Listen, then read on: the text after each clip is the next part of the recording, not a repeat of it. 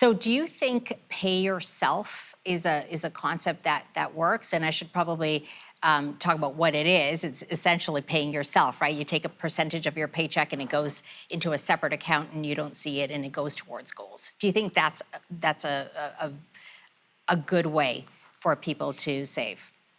I think we've convinced ourselves it's an easy way to think about changing our financial trajectory. The problem is that paying yourself first doesn't mean you changed your spending habits unless you have no access to credit and no access to overdraft. Mm. So if you paid yourself first, but you didn't change your spending habits, that may just mean that those extra expenses went on your credit card this month. That did not get you ahead. So that idea I talked about before the break, where we separate how much we're going to spend on that weekly basis, that day-to-day spending, that is still crucial. Automating savings, not necessarily pay yourself first and hope that makes up, tons of human behavior changes. Yeah. Automating savings is brilliant and works very well.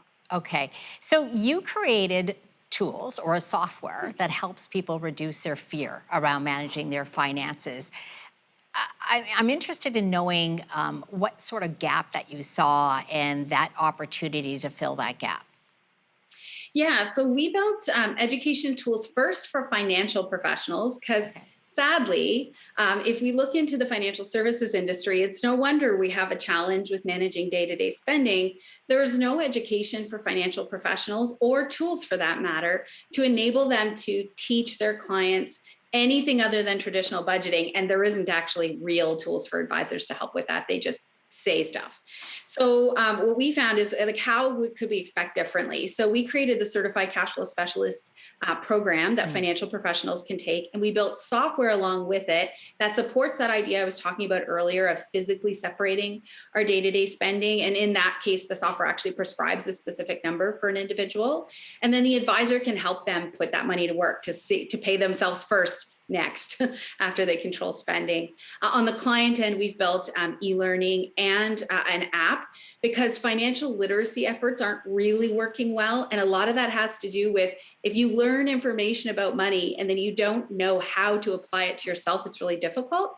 So we've made tools where you can take something you learn in 4 or 5 minutes, and then you can apply it to your own scenario using the tools. And all of that is connected so that financial advisors can support their clients, or that in some cases, we have employers will buy access to just the app and the e-learning for individuals and allow their employees to improve their financial wellness. That context is so important.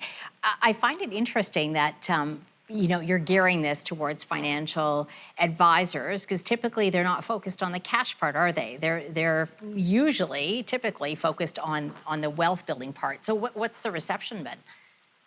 Yeah, I mean, through no fault of their own. And the industry is really built around products. And so that's how that happened. We've had great reception. Not every financial professional wants to give cash flow advice, but every client has cash flow. And every product they sell and every bit of advice connects or intersects or clashes with cash flow. So it's awfully important. What we've found is passionate financial professionals who got into the industry to help people are very keen adopters of cash flow management. And for many, they might not have that discipline themselves. They might not put that skill set in their own day-to-day, and they'll invite a member of their team, their associate, or even assistants can be trained to work in cash flow. And so we've seen great response so far, and we're really excited to help more people get more life from their money. That's great. Now, we only have about a minute and 15 seconds left till the end of the show. What's 1 or 2 pieces of practical advice that you could give someone who wants to improve their savings habits?